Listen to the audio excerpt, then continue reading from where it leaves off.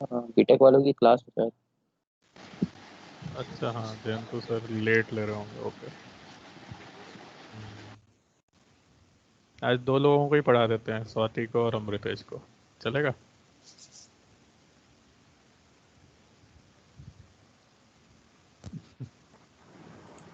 आ गए। आओ भाई, जल्दी आओ सब लोग।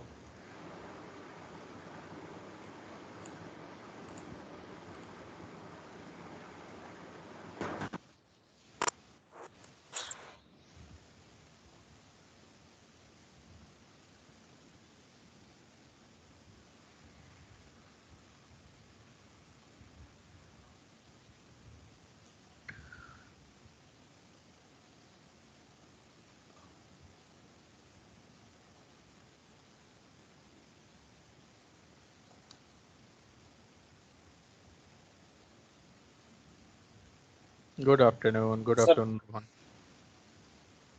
सर बताओ। सर कल आप जो बोल रहे थे फ्लैग के बारे में वो वाला, हाँ, फ्लैग मतलब के रुक बारे में गए थे क्या? सर। हाँ वो मैंने पूछा था ना, वो एंसिस फ्लैग और वेंटसिम, हाँ वो हाँ, सॉफ्टवेयर। तो एनसिस और वेंटसिम तो देखो अपने पास है। वेंटसिम का यार मेरे को चेक करना है। वेंटसिम की सीडी मेरे पास है, बट उसका लाइसेंस एक्टिव है कि नहीं, I will just check out and let you know. तो वो तो हो जाएगा। फ्लैग का कुछ तो था हम लोगों के पास, बट फ्लैग का तुम्हें क्या इंटरेस्ट है? मतलब कुछ स्पेशल, सिर्फ सॉफ्टवेयर एज अ नॉलेज लेना चाहते हो कि कोई स्पेसिफिक काम है उसमें जो तुमने देखा है जो नहीं कर? सर, बस सॉफ्टवेयर नॉलेज। अच्छा, मैंने एक्चुअली इन्वेस्ट। सर जब शुरू हुआ था लॉकडाउन तो ऐसे सीखने के लिए यूट्यूब से देख के फ्लैग को डाउनलोड किया था, तो उसके साथ एक दिया था पीडीएफ ट्यूटोरियल का। हम्म। सो आई फॉलोड दैट। ओके। लेकिन वो फ्लैग में जो फिश प्रोग्राम होता है ना एक, हाँ हाँ। तो वो पार्ट जब आया उसके बाद मतलब कुछ दिमाग में अब नहीं चढ़ा उसके बाद, तो एक्चुअली छोड़ दिया सर उसको। मेरे को भी फ्लैग और यूडेक दोनों ही बहुत ज़्यादा मतलब प्रिफर नहीं करता मैं, क्योंकि असल में है क्या, देखो तो अगेन वही बात है कि लैंग्वेज हम लोगों को जब तक नहीं पता होगी तब तक उसमें वही लिखना थोड़ा मुश्किल है, तो वही चीज़ आती यस है। सर। द थिंग इज कि अब इतने सुपीरियर प्रोग्राम्स आ गए हैं, लाइक देखो जैसे एनसिस और ये वाले रॉक साइंस वाले बेस्ड हैं, इनका इतना अच्छा जीयूआई है और ये है, तो वी एक्चुअली कैन अपना बेसिक काम तो कर ही सकते हैं उसमें। हाँ, लेकिन कैसे हो रहा है क्या हो रहा है, obviously we need to know. उसके लिए काम नहीं रुकना चाहिए, आई फील। तो अगर उसकी वजह से जैसे डायरेक्टली कई लोग फ्लैग से स्टार्ट करते हैं, and the main problem they face कि लिख ही नहीं पा रहे हैं बेसिकली प्रोग्राम, और उसकी वजह यस सर। से दे डिसकंटिन्यू। तो इसीलिए सिमुलेशन कई लोगों को बड़ा मुश्किल लगता है, बट मैं ये कहता हूँ कि स्टार्ट इससे करते हैं जो आसान चीज़ है, then we can move on to कई जिसमें हम लोगों को लिखना है, देन एटलीस्ट हम लोगों को इतनी अंडरस्टैंडिंग रहेगी ना कि हो क्या रहा है। Yes sir. तो ठीक है, अभी शुरू करते हैं, देखते हैं। मैं भी यहाँ देखूंगा फ्लैग का क्या है अवेलेबिलिटी। यूडेक तो फ्री हो गया है अब शायद, तो वो तो ले ही सकते हैं सब ऑनलाइन। Yes sir. और फ्लैग का मैं देखता हूँ यहाँ पे है कितना, क्योंकि अब मैं भी धीरे धीरे अब जाके समझ में आ रहा है कि कौन कौन से सॉफ्टवेयर अवेलेबल हैं। तो देखते हैं क्या क्या कवर हो सकता है। सी हम लोग ना सॉफ्टवेयर के पीछे नहीं भागेंगे इन कंप्यूटर एप्लीकेशंस ऑल्सो, कि सब सॉफ्टवेयर कवर करने, that won't be our purpose. तो उसमें क्या होगा, हम लोग मेथड्स के पीछे भागेंगे कि कौन कौन से मेथड्स हम लोग करना चाह रहे हैं। जैसे हम लोगों ने एक लिमिट इक्विलिब्रियम देख लिया, एक फाइनाइट एलिमेंट का भी करेंगे। ऐसे ही और चीज़ों में, जैसे वेंट सिम में हम लोग देखेंगे कि कैसे वेंटिलेशन का सिमुलेशन कर सकते हैं। सरपैक अगर लाइसेंस का इश्यू सॉर्ट आउट हो गया तो वो वाला भी करके देखेंगे। ये सब चीज़ें करेंगे जिससे मेथड्स हम लोगों को समझ में आए। ठीक है, यस सर। एक ही चीज़ 5 प्रोग्राम से करना, इट्स गुड एक्सरसाइज, बट उसको टाइम भी यहाँ, होना चाहिए। हाँ, टाइम भी होना चाहिए, और उसको क्लास में सीखना मुझे नहीं लगता सबको ज़रूरत है। अगर हाँ यस सर। पर्सनल इंटरेस्ट है तो वाई नॉट, करके देखो। हम तो कहते हैं सब करके देखो, देखो आइडिया लो सबका कि क्या क्या डिफरेंसेस हैं। एक एक अच्छा रिसर्च पेपर बना सकते हो अगर तुम्हारे पास वो है काम करने का मन, कि इतने सारे मैंने सॉफ्टवेयर करे हैं, एक जैसे कोई वो ले लो, केस स्टडी टाइप ले लो कहीं से कि ये डेटा है, एंड आई ट्राई करो सिमुलेट करना सभी को उसमें, फिर देखो क्या रिजल्ट आते हैं। एक अच्छा स्टडी बन जाएगा तुम्हारा, मे बी रिसर्च पेपर अच्छा पब्लिश हो सकता है। तो करके देखो, एक जिसको इंटरेस्ट है करने में कोई दिक्कत नहीं। Yes sir. हम्म। और तुम लोग आ जाओगे यहाँ पे तो रिसोर्स अवेलेबिलिटी भी अच्छी हो जाएगी, देखो कब होता है वो, बट हाँ। Thank you sir. ओके, चलो, welcome welcome all of you. आइए, जयंतु सर ने होपफुली तुम लोग की क्लास खत्म कर दी अब, कि अटेंडेंस चल रही है अभी भी? आई थिंक अटेंडेंस चल रही है अभी भी। Good afternoon, good afternoon.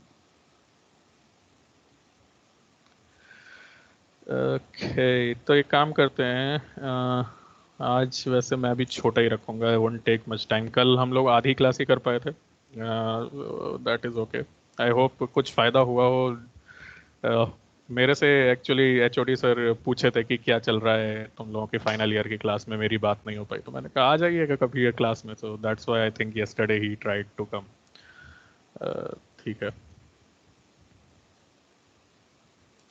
चलो, व्हाट वी कैन डू। कितने लोग हो गए? 17। लेट्स वेट बस जस्ट 1 more minute, फिर स्टार्ट करते हैं।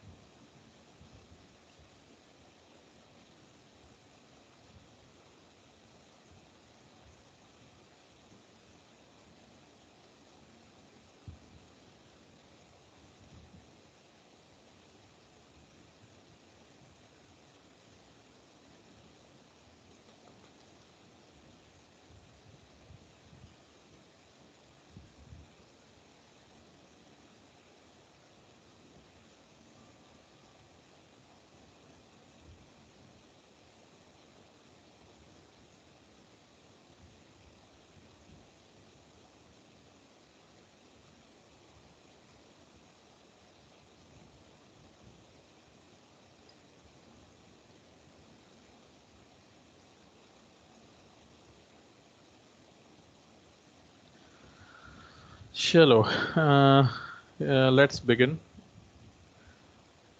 So welcome all of you back to 12th lecture. Yesterday's lecture was a little bit short because we had an interaction with our HOD, but what we were essentially discussing was how we can see the interactions between planes when we plot in a stereograph multiple joint planes and how they interact. So आज ये भी यही continue करेंगे, and we will go for more into what types of failure can be predicted based on stereographic projections, and we'll move on to the kinematic part. So yesterday, as I introduced, kinematic analysis is also orientation based analysis. So based on what is the orientation of joint sets, what is the orientation of our slope face, and how relatively they are positioned in sense ki how they are oriented with respect to one another, we can actually get an idea ki which types of failure can happen. It is not will happen, it is can happen. So there is a probability that this kind of failure can happen. That's what the kinematic analysis gives us. Do take keep in mind that again kinematic analysis is just based on orientation of these joints and slopes. So like we discussed in one of the previous classes, just the orientation is not sufficient to decide whether a slope will fail or not. So what we are doing right now is just getting an idea कि किस किस तरीके के failure हो सकते हैं, what kind of failures can be there. And that's an important art, or it's an important study to have in our hands. Uh, just by seeing what is the dip of these faces, what is the strike of these faces, uh, where are the joints oriented, where are they positioned with respect to the slope phase, we can actually have a good idea that what kind of probable slope failure conditions can be there.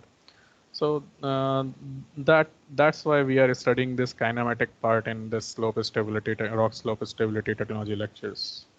Okay, so move on. We'll start like last time we saw how what is the method, what are the methods of plotting these planes in a stereograph or a stereo net, in this sense, how we differentiate between the strike, the dip direction, and the dip angle. So we covered this part. We also saw what is the contour or a plot scatter, how the pole scatter and contours are defined, and what does they signify, right? So we saw how these three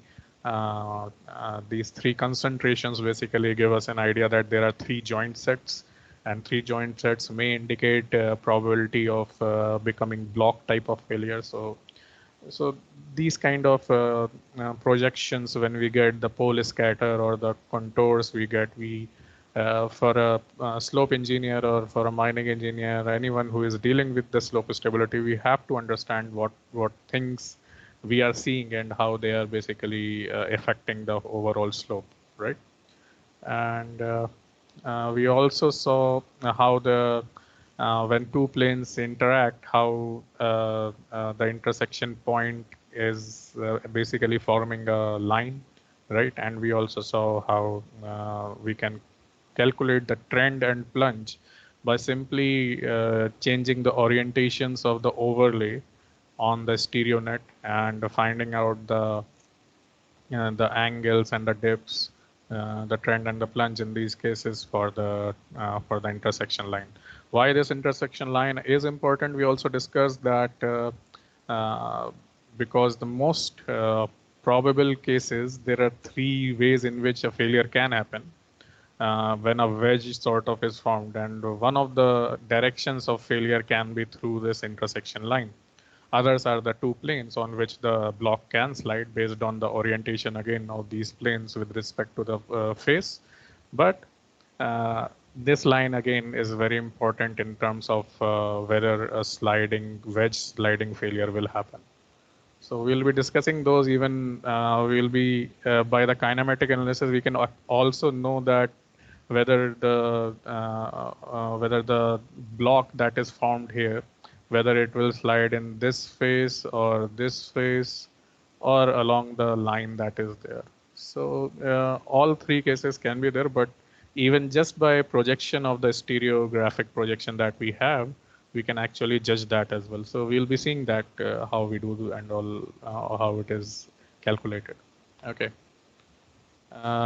We were seeing how if we have two lines, we can actually find their angles between them.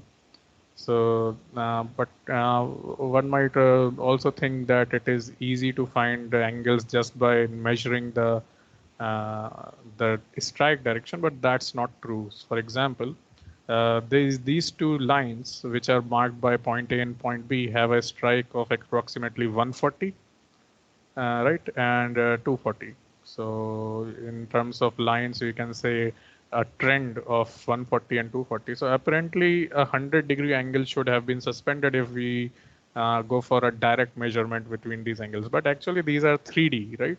So in three-dimensional ways, if we actually find out, it is oriented at different ways, and we cannot just by seeing the strike, we cannot measure directly, or just by seeing the trend, we cannot measure directly the difference between the angles. So what's the best way to do it? Just to bring these points in a common great circle. So as we discussed, the north-south long circles, that the arcs that go from top to bottom, these are called great circles. And the best way to find out the angle between two lines that are represented here by A and B are by bringing it to a common great circle. What we are doing is till this time, these two lines were not in the same plane. they were oriented differently. So one was suppose another plane and another was another plane, and the angle was with respect to those respective planes. But now by tilting it, what essentially we have done, we have brought it in a same plane. So if these two lines are there, these both are now in same plane when we orient it in the common plane where, and for any two lines, there will only be one common plane, because if you join those, if you extend these lines, only one plane can be there that will be actually a common plane for both of these two lines, correct?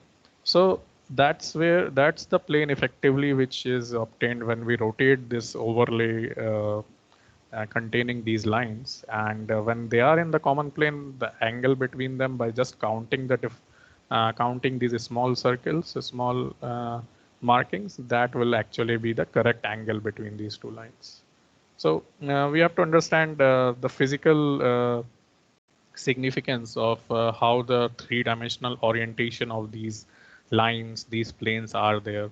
And when we orient or when we project in these kind of projections, it is not just that they have transformed into 2D or something, because these are basically projections. And that's what we take care when we do the reorientation part, or bringing these two lines on the same plane, or doing some similar stuff. So this is one that we discussed a little bit yesterday as well. And we also discussed what is the significance of this intersection line, right? Uh, it the way in which this interaction happens between these two planes also gives us an idea of what is the type of wedge formed, right? So a broad wedge or a very narrow wedge can be based on what is the angle between these interactions, right? And uh, we also discussed that even though the interaction or the two planes, the two discontinuity planes cut each other or intersect with each other and they form a wedge, it is not necessary in all cases that this will lead to a failure. And one of the most important aspect to consider here is the orientation of the slope. Suppose these two are the wedge. These two planes create a wedge that is, you can see here what kind of wedge it will be. But the orientation of the plane is on the other side, like it is somewhere here. If you just consider the stereographic projection. So it doesn't make sense, because the wedge is actually being formed inside the plane, inside the slope surface. So there is no chance of failure in that case. So what are these conditions also are actually affecting. So when we go for prediction of what kind of failure can be there, we also have to consider these important points like orientation of the slope. What is the friction angle? Is the if the sliding can happen, sliding has to be the angle of slide should have to be more than the friction angle, right? That's the whole concept of sliding. The slide can only happen if it is at least more than the friction angle.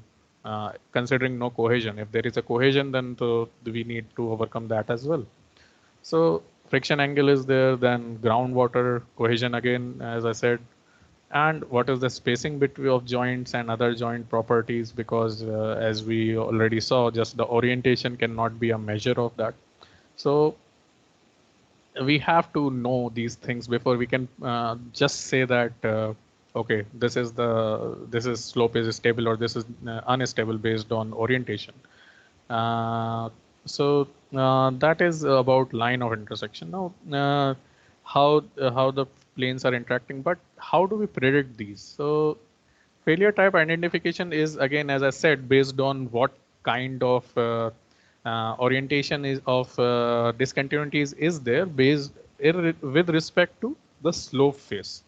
So as we saw last time that these type of contours are formed in respect to what is the general orientation distribution of the planes. So these kind of contours basically mean that somewhere around here, most of the planes will have their projections, right? So the condition of this failure is planar failure is that if that this is the face, if this is the planar face of the slope, right? The slope face, if this is this arc defines that, and this dotted arc that you are seeing defines the average or the general direction of the discontinuity. The condition is that the angle of the discontinuity should, the dip of the discontinuity should always be less than that of the slope. Suppose, for example, this is a two-dimensional cross section. As we always saw in our examples as well, the condition of failure, a sliding kind of failure, with respect to, if we see with respect to horizontal, the angle of joint or the discontinuity will always be less than the angle of overall slope, right? If it is more than that, if you say it is more than or even equal to, it won't be even coming into the face. It will be something like this, right? If it is more than or equal to the slope angle. So the condition for sliding kind of situation will always be that the effective dip of the discontinuities is less than the overall slope angle, and that's what you can see here. The dip is basically more when it is towards the center, right? If you consider what kind of three-dimensional orientation of the plane it will be almost like closer to vertical, right? As soon as it keeps on coming towards the center, the dip becomes more and more vertical. And if it is just this straight line, it is basically a standing 90-degree slope, right? So always, whenever a planar failure situation is, it will always be, the condition will always be that the direction is towards the face, the same direction, right? The direction of the dip is always towards the face, both of these. And the dip angle or the dip angle of the discontinuity here should be more than the dip angle of face. Is this clear, this much? Any doubt in this? Right? So even if the angle or the direction is also different, suppose rather than orientation is like this, the orientation of the joints would have been like this, there would be a very strange kind of blocks that would have formed, right? Somewhere around like this, blocks will have been formed. And on one end, it would be large, one end it would be small. And that would actually prevent a sliding kind of failure that could have happened here. So that is also a restriction, that it should not be oriented too much away or too much too much across the strike of this. So if the orientation of the face is in this direction, the orientation of the joints also has to be in some limits, maybe in these limits. So this will be studying how much it is. It is actually considered as 20 degrees variation is allowed in this direction. So if it is within 20 degrees, then it can be, there are chances of failure. If it is not within 20 degrees, chances of failure are less. So that is also one condition. So we'll be discussing it in kinematic analysis as well. So this was planar failure. A wedge failure, again, there are two sets of discontinuities, right? One set is here, one set is here. And they both basically have an intersection point, and that intersection point gives this line of intersection, right? And now, similar to the previous one, the point of intersection, the pole that is formed by the point of intersection, in case the wedge failure is there, the condition of the wedge failure is it has to be less steep than the dip of the face. So similar to the one we had in the planar case, if it has to fail in a wedge failure condition, this point should always be ahead of the face projection.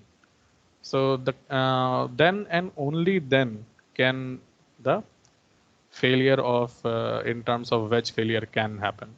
So this kind of wedge failure can be seen. So what we are seeing here right now is actually, in place of seeing a three-dimensional figure like this to understand what is happening, we can actually just see a two-dimensional spheroid and actually judge, okay, if this point of intersection is falling outside this plane projection, the face projection, if it is outside, there are chances of failure. Again, there are other factors as well, but an idea can be obtained, right?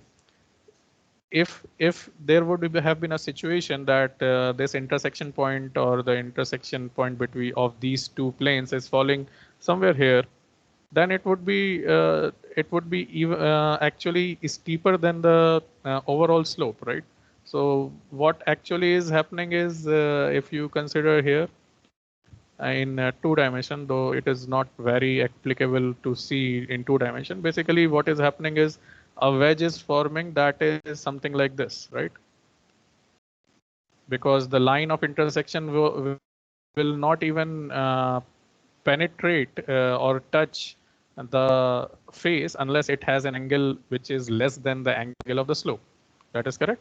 So the primary condition for all these things will be the intersection point, or the intersection line should have a dip that is more than, less than that of the slope. So even this point should be further outside this this slope zone. Again, this will all come in kinematic analysis. So a wedge failure can be also seen in this way in a stereographic net. A toppling failure becomes in the opposite direction. So when the direction of the dip becomes actually on the opposite side, suppose this is the plane and the discontinuity's orientation is on the other side of here. So those kind of situations can lead to toppling failure. Now, again, the thing to consider is here also is there are some conditions like suppose we have certain toppling like smoothly standing, right? So the condition also should fulfill that toppling will only happen if there is relative motion between these two, right? If the friction between these two intersurface friction is so much that there is no relative motion between these two, so they cannot move with respect to each other. So there will be no toppling because they basically are holding each other. So that is one condition, right? And also, it should not be so much of a dip that they basically form a bedded kind of situation. So that also is a condition, right? So there are conditions in toppling failure as well. We will be discussing those conditions when we move on. But to understand this, this zone should also be somewhere behind the dip face, and that is also another condition here.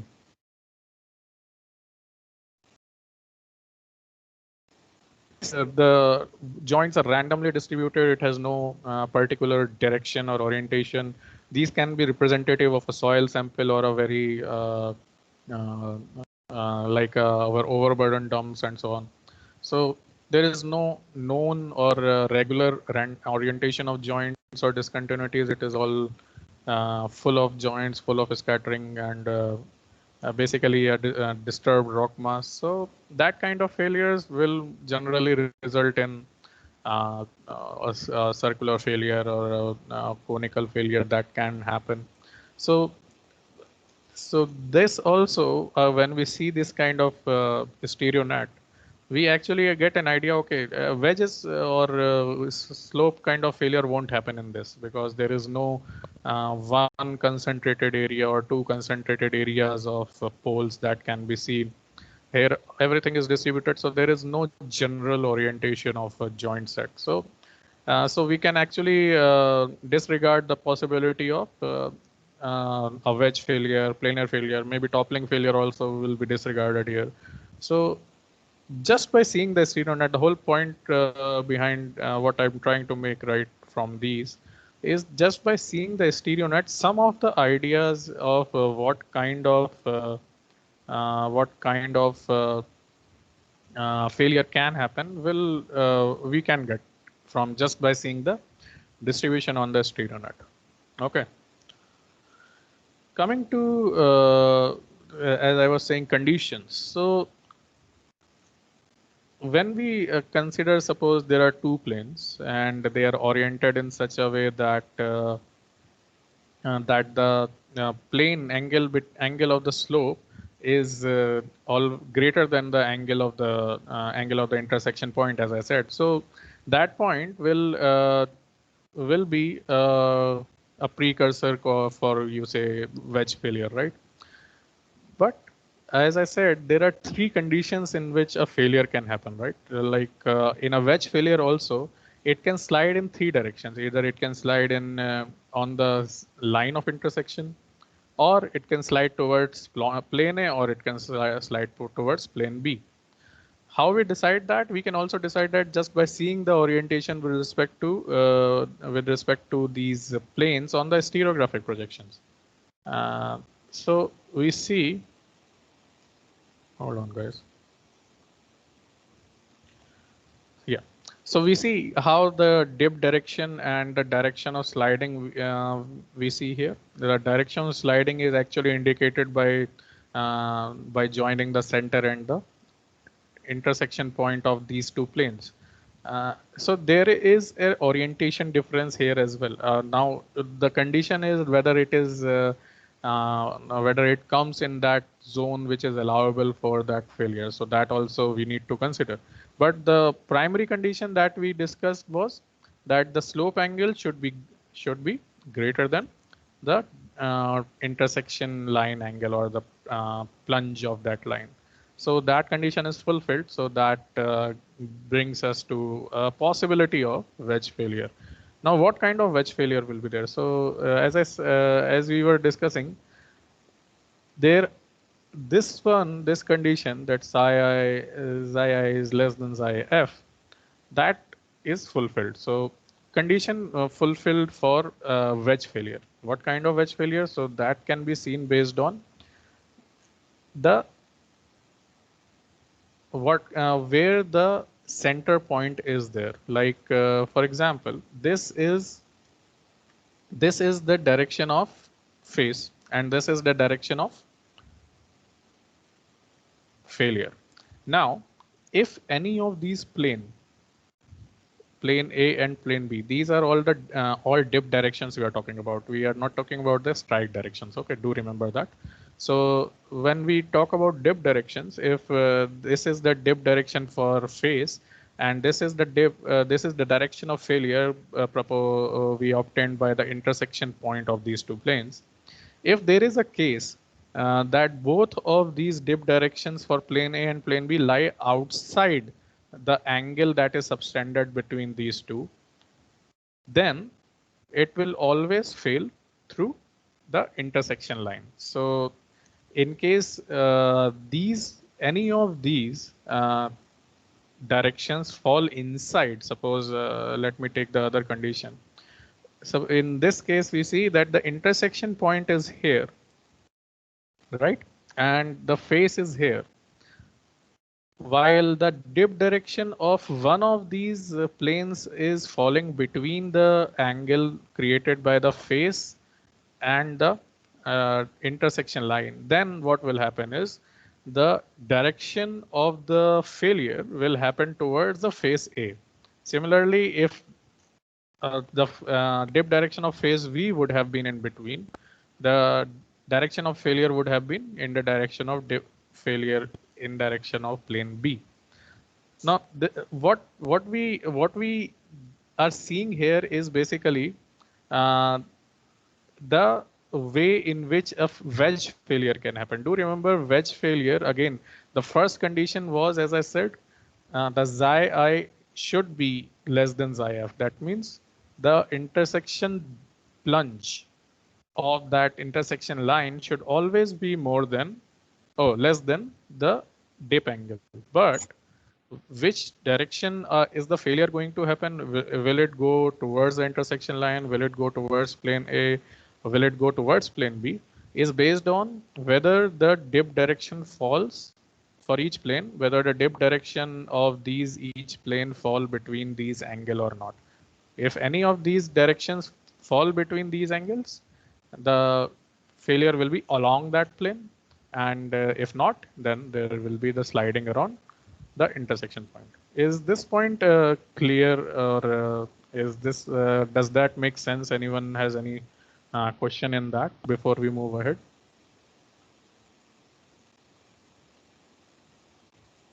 समझ में आ रहा है?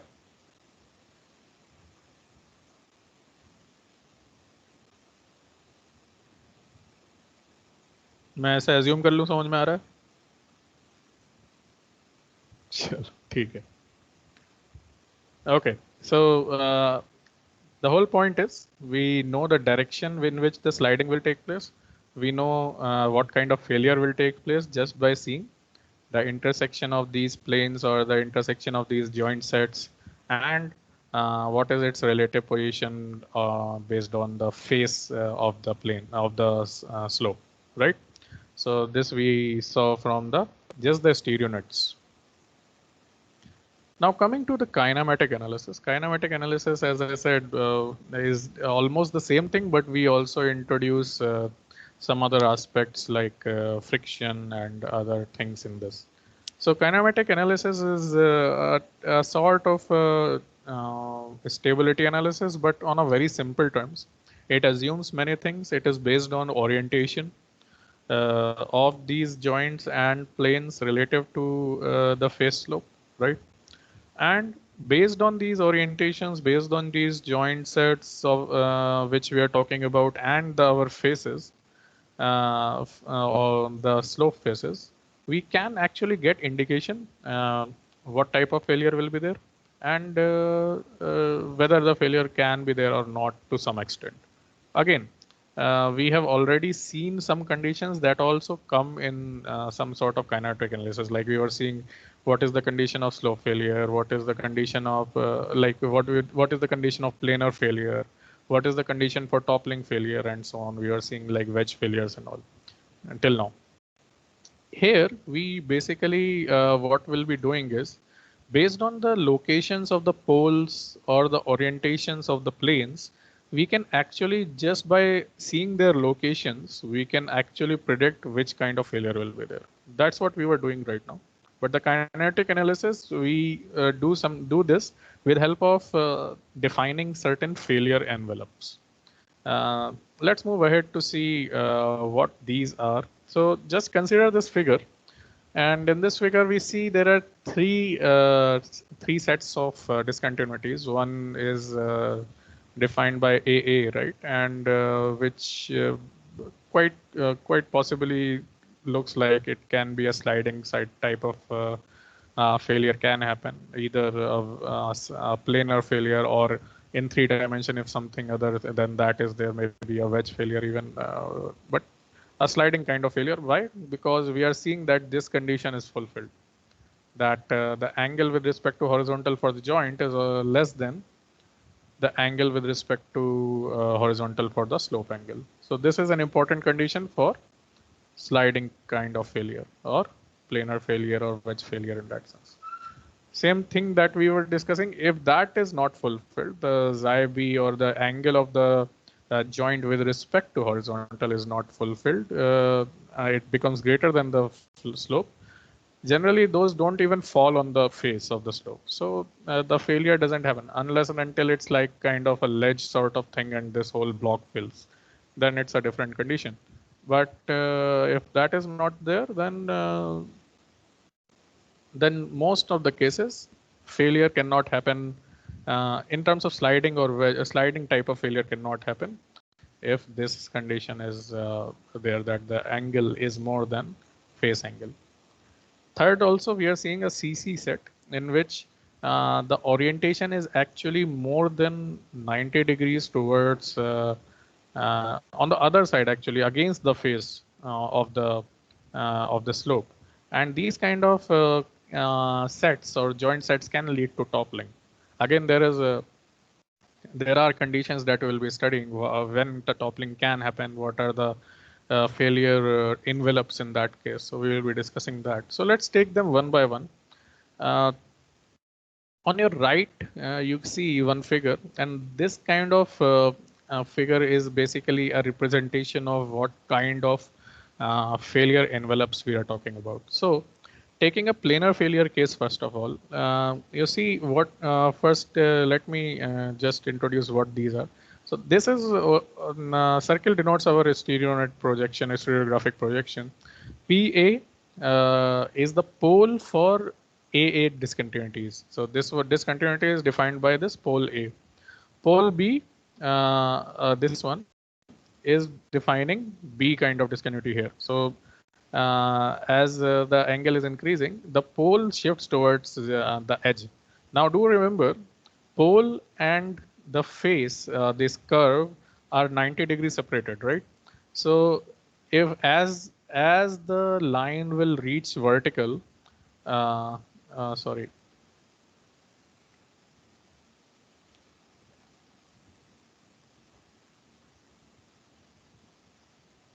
So as the line will reach the vertical limit, so this kind of projection, the arc projection will reach the north-south direction, right? Assuming the orientation is towards north and south, the strike direction. But the pole will actually reach towards the edges, the east-west edge. Why? Because as we saw how these are separated, these are 90 degrees separated, right? So when the arc projection reaches the center, the poles reaches the outside limits of that stereo net. So do you remember that? So if it is close to the periphery, it basically means it has higher dip angle, right? So just to give that idea. So PA, as I said, this can be defined here. PB is defining this one, this kind of discontinuity. PF here is basically giving a slope, pole of the slope. So pole is the slope is also defined here, the great circle for dip xi f, right? And on the opposite side, these are the C, the pole for the CC discontinuities. So just to give you an idea of what these are. Now we'll come to what these envelopes are and so on. So we saw that AA can slide because again, the angle of PAA is less than the angle of PF, right? So whenever this condition is fulfilled, the chances of sliding failure can happen. So, and a boundary can be made like which we see here, that any direction or any pole that is less than this point, if it is in any of these direction, any of this zone, basically this will be giving us a chance of probability failure, right? A chance of planar failure or similar, correct? So this one was given by our same condition. Xi is oh.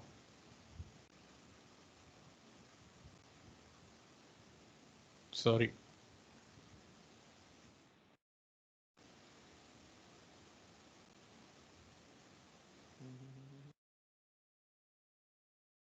Okay.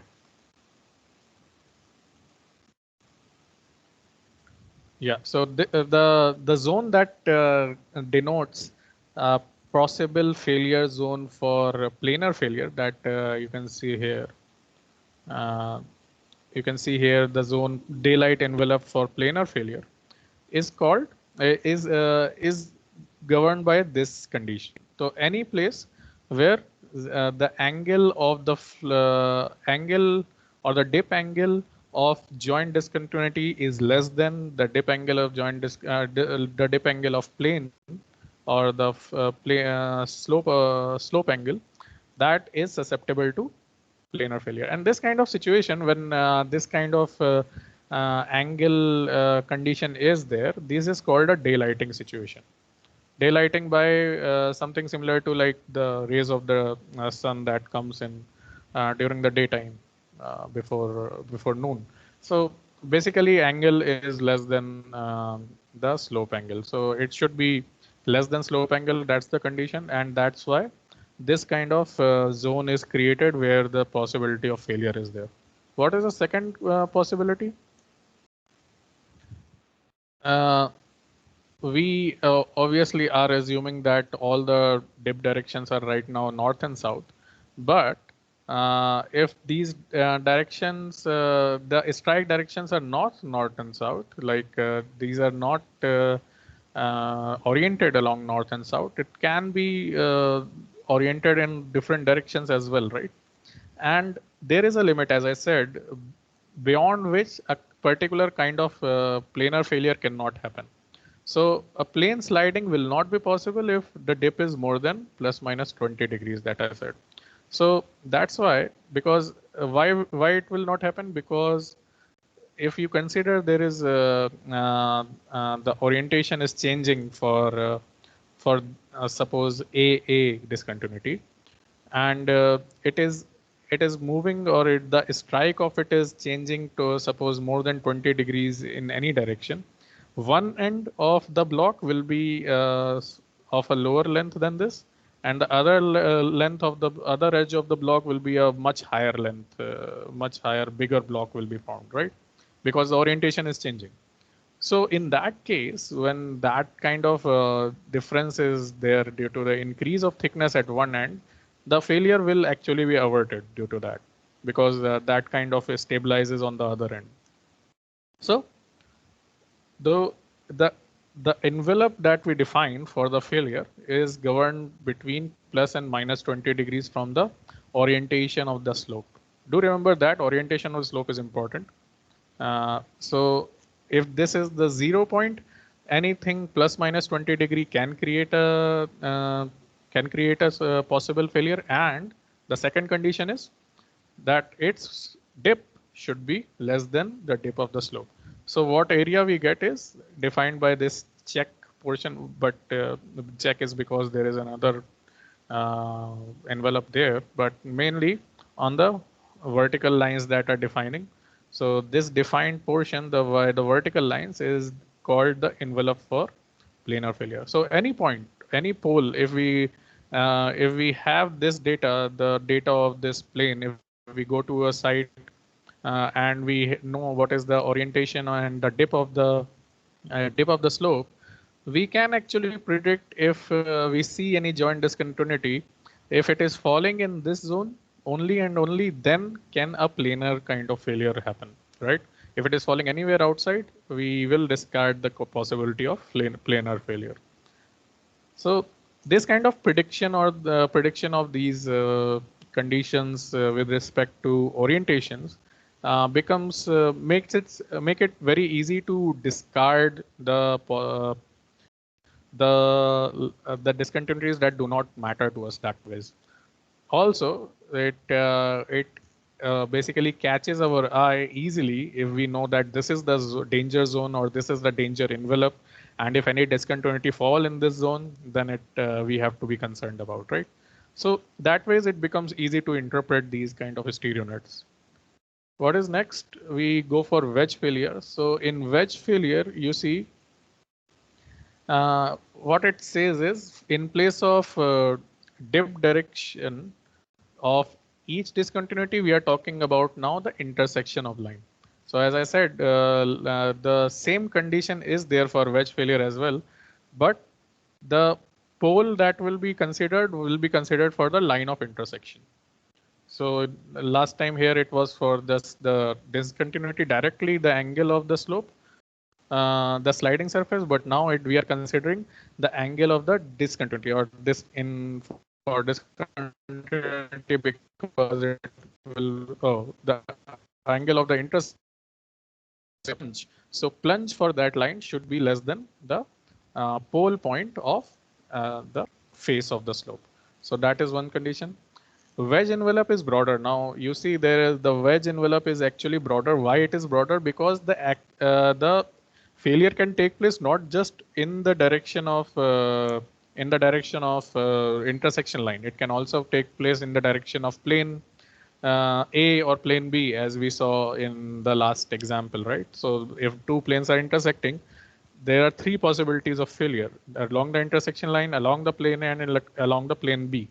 So that's why the failure envelope for the wedge failure will be much more, and it will be something like any point that can have a value that is less than pole value that is less than PF. So what it will be? It will be sort of a locus of all the points that can have the pole or the dip that is uh, less than the angle of the slope. So in terms of if you see in terms of locus, it will be surrounded by this kind of envelope. So if any orientation is there, basically, if even this kind of orientation is there, the pole can, if it falls here, it will be can cause a planar based failure.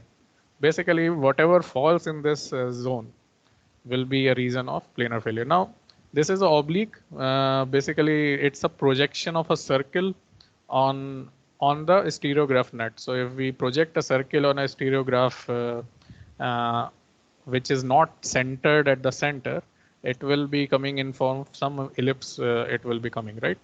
So this is the ellipse that basically gives a center, which basically has the diameter of 0 to PF, or the dip angle of the slope, and that is oriented apart from the center, or the circumference basically starts from the center. So this is the full failure zone for all kinds of wedge failure.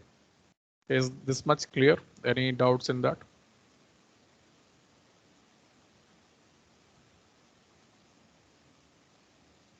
No? So till now, what we are seeing is basically that by defining these danger zones in a stereographic projection, we can actually predict which kind of failure can happen, the possibility, and we can also predict which are the joint sets which will not create those kind of failures, right? The envelopes, basically failure envelopes, define those things. Correct. Let's move on to the third kind, which is the toppling failure. So in toppling failure, we go on the opposite end, because the condition of toppling is that it should be across the face, right? So the pole direction, which will be on the opposite end of the poles for the face. And there are a few more conditions. Firstly, the dip of the discontinuities that are oriented, there will be sufficient toppling is required. Like, it should not be just oriented on 90 degrees, because 90-degree orientation will actually be somewhere here. And that will not be creating a toppling effect. Toppling effect basically happens when one of these layers causes some force to be exerted on the other layers, and there is a relative what we say, a moment that will be generated. So that for that to be generated, the center of mass basically has to be beyond the physical position where it is lodged, right? So if it is very vertical, the center of mass will fall in these stable zones on the base. That cannot create sufficient toppling. The center of mass for all this should go beyond their base points, and that is an important condition for toppling to happen, right? Now, dip direction also is an important point, because if the direction of the dip is not in consideration, uh, like similar to the planar failure, this also has restriction of these direction of dip. So anything that is beyond plus minus 10 degrees, that cannot basically create a toppling kind of failure. Why? Similar concept. if there is a difference, if there is a relative difference of more than 10 degree between the face angle and the toppling sets, one of the toppling sets will be much broader at one end and much narrower in the other, right? Broader toppling set means the base also will be broader, and as soon as the base becomes broader, the center of mass falls within the base, and that negates the toppling condition. So that's why even as compared to planar failure, it has even narrower degrees in which in terms of dip angle it can vary. So that's a condition. And another important condition, as I said, there should be relative motion between these two layers, right? If the friction between these two layers is so much that it is basically holding it with one another. If like my two hands are there, if I am not able to slide it, if they are so, the friction is so much that they are not able to slide, whatever angle I increase or decrease, they will not be toppling. They will be basically failing, but they will not be basically moving with respect to one another or applying uh, load on one to another. Similarly here, there should be interlayer sliding. So the condition for interlayer sliding is that if theta j is the friction coefficient, the angle of friction between these two, the angle of these planes, the here size z, should be greater than the 90 minus xi f, that is the plane, this angle, right? Because this pole is 90 plus xi f, and if this whole angle is 90, so this angle 90 minus xi f plus theta f, right? So this is the condition. If this condition is not fulfilled, like this, if PCC is falling somewhere here, then the failure cannot happen, because there is not the topple is not sufficient to basically overcome the friction angle even, right? So in order to overcome the friction angle, there should be sufficient difference between the slope as well as the sliding condition. So interlayer sliding is important, right? There should be sufficient topple, condition 2, and the condition 3 is it should not, the dip direction should not be varying too much. So with all these conditions, what we have found out that we have a very small envelope in which a toppling kind of failure can happen. Do remember this, that the conditions for these kind of failures.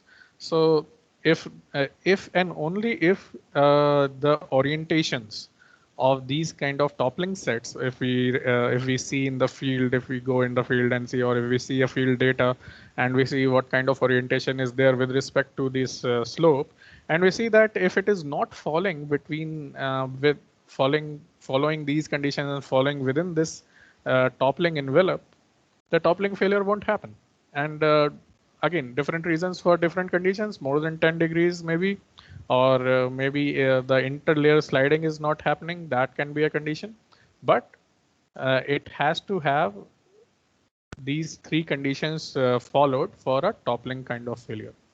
Now, the good thing now what we saw is, just by, again, as we were discussing before also, just by seeing the stereo net and following these envelopes, we can actually predict that, okay, I have a, suppose I have a joint set that is going around here, and its pole is lying somewhere around here, and another joint set whose pole is somewhere here. So what kind of failures can happen in this case? There can be intersection, there can be all these kind of things. So where and how the failure can happen, which point the envelope is falling, and what are the possibilities of failure, and all these things can be actually predicted just by plotting them in stereo net. And that's what is all the kinematic analysis. We can actually just plot these, and with respect to orientation, we can have an idea that what kind of failure can happen. So we'll stop here. for today. We actually covered some basics of what a kinematic analysis is. What we will be doing tomorrow, or tomorrow, on Monday, is we will be discussing more examples of how this actually kinematic analysis works, and where the friction part comes. So right now we were talking about just the friction between these layers, right? Interlayers. What about the friction, the sliding friction? What about that? And can it be imbibed in that? So that also is a part of kinematic analysis. So we also discuss that in later classes. So we'll stop here. If anyone has any questions, we can take right now, or you might be getting late for the next classes, so that also can be done. So thank you again. Thank you for coming. If anyone has any questions, please feel free to ask.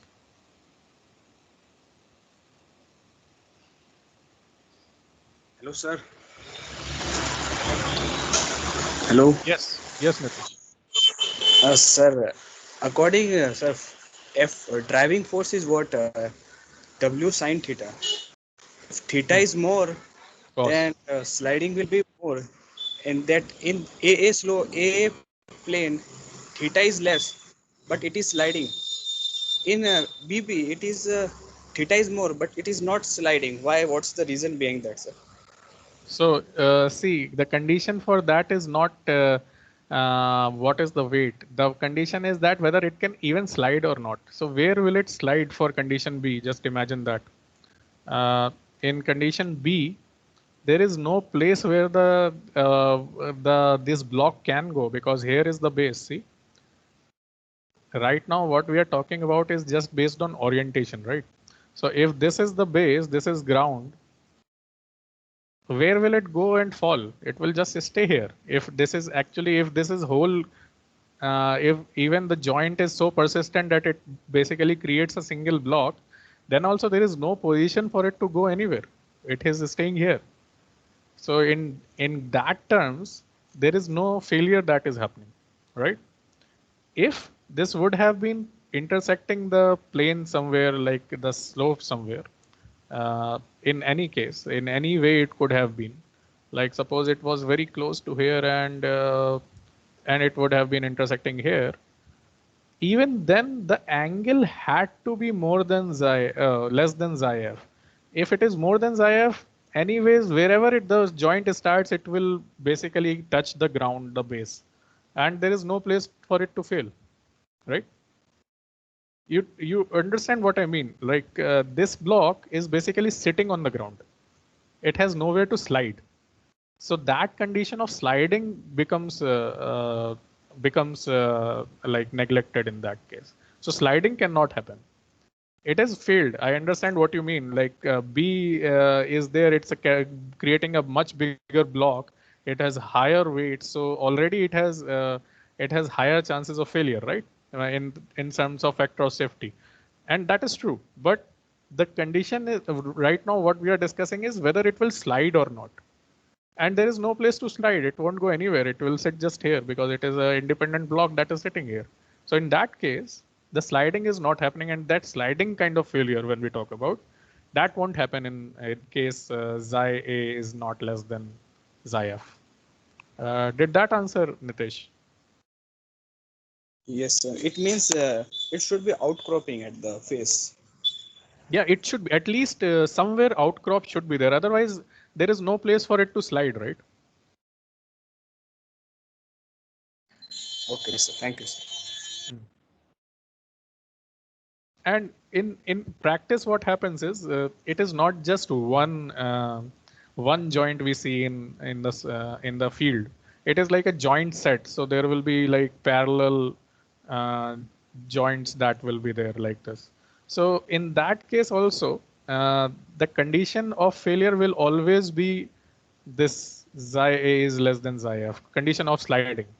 So unless and until that is happening, we will have independent broken blocks, like fragile blocks that are there, but those will be sitting, not sliding against each other. So just the condition for sliding is this condition is very important. And on the basis of that, we have basically decided the failure envelope. I hope this makes it clear. Yes, sir. Yeah. Anyone else? Anything?